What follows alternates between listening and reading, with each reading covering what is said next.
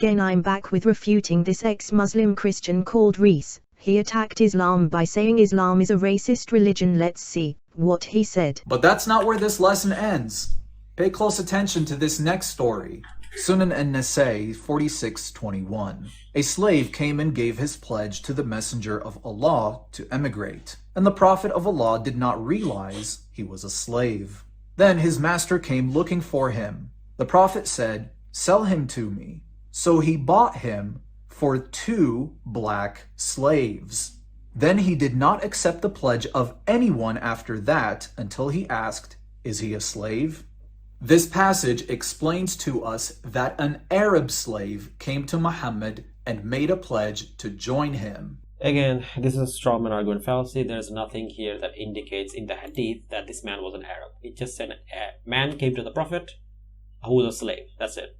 Also, even if the Prophet sold 2 black slaves for an Arab, this still doesn't prove anything. Because there is a hadith where a woman came to the Prophet asking for marriage and the Prophet advised her to marry Usamah, one of the black companions, over some of his Arab companions. Again, if the Prophet preferred Arabs, why would he prefer a black man over Arabs when it comes to marriage?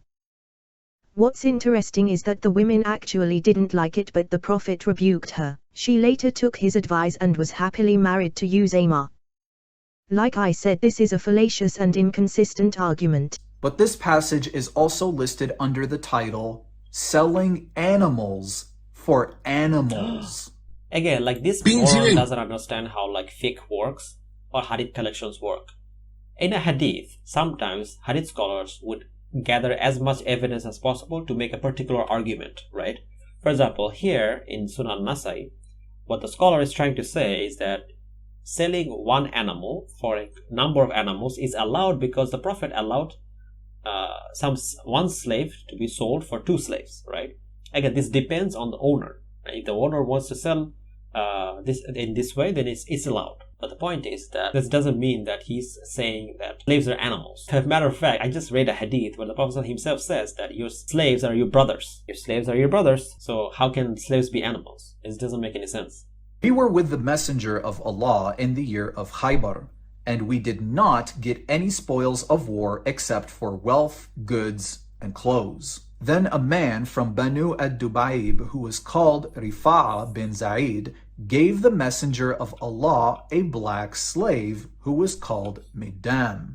The Messenger of Allah set out for Wadi al-Qurra. When we were in Wadi al-Qurra, while Midam was unloading the luggage of the Messenger of Allah, an arrow came and killed him. The people said, "Congratulations, you will go to paradise."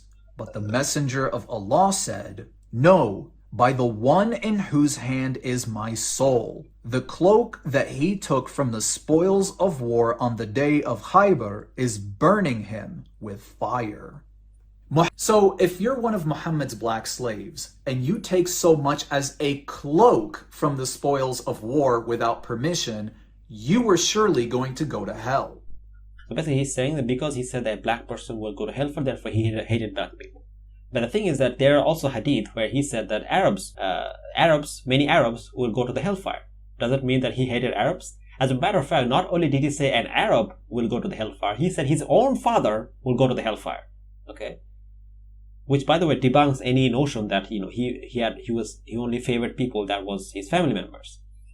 For example, there's a hadith where it says, in Muslim 203, it says, Anas reported, "Verily a person said, Messenger of Allah, where is my father?" He said, "He is in the fire." When he turned away, the Holy Prophet called him and said, "Verily my father and your father are in the fire." So again, Reese, did the Prophet hate Arabs? Why is he saying that? Why is he saying Arabs will go to the hellfire? I mean, if this is really the case, that him saying that black people go to the hellfire means he hates black people, that doesn't it mean him saying Arabs will go to the hellfire means he hated Arabs? Mishkat al-Masabih 119. Allah's Messenger said, Allah created Adam when he had to create him, and he struck his right shoulder, and there emitted from it white offspring, as if they were white ants. He struck his left shoulder, and there emitted from it the black offspring, as if they were charcoal. He then said to those who had been emitted from the right shoulder, for paradise, and I do not mind. Then he said to those who had been emitted from his left shoulder, they are for hell, and I do not mind. Muhammad meant exactly what he said in this passage. There are children of Adam whose race is white, and there are children of Adam whose race is black. The ones who are white are destined for paradise. As for the children of Adam who are black, they are destined for hell.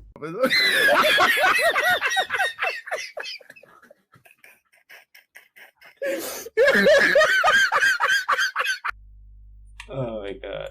This whole idea is so stupid. Like, even a child can refute this. I mean, honestly, at this point, like, I really should not be, like, responding to idiots like this.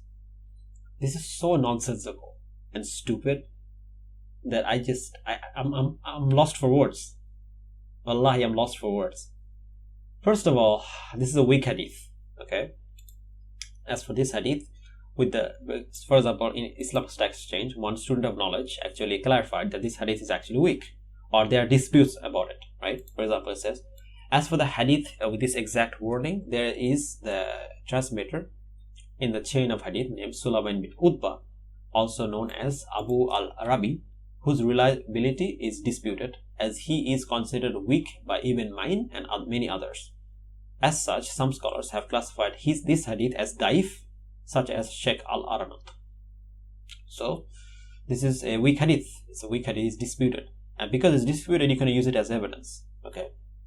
But you know what? Let's throw him some bone. Let's throw him some bone and say that, okay, fine, you know what? This hadith is not weak. Okay, it's a good hadith. It's a sahih hadith. Let's say for the sake of argument. Okay, let's give it to him. It's still a bad argument because we know for a fact that there are black people that have been guaranteed paradise. One of them is Bilal radhiyallahu anhu.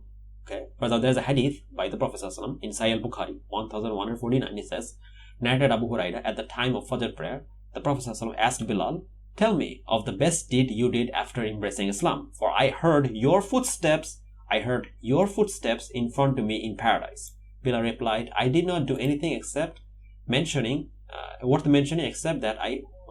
that whenever I performed ablution during the day or night, I prayed after the ablution as much as it was written for me. So you can read about the Sahih Bukhari 1149. And if this is really the case that all black people are going to the hellfire, then why is Bilal radhiyallahu anhu going to the paradise? How does this make any sense? Again, like, clearly here this hadith is not talking about black people in terms of their skin color, right? What the hadith is talking about is something that is metaphysical, or something that is beyond the seen material world, right? This is a matter of the unseen, because it's not something anyone saw. It's a matter of the unseen. It's a matter of the ilmul ghaib, right? So Allah subhanahu wa ta'ala is basically talking about something that we have no idea what it is, right? So basically, this has nothing to do with biological skin color of people. They're not, black because they were born like that. Chances are they're black because they have committed sin.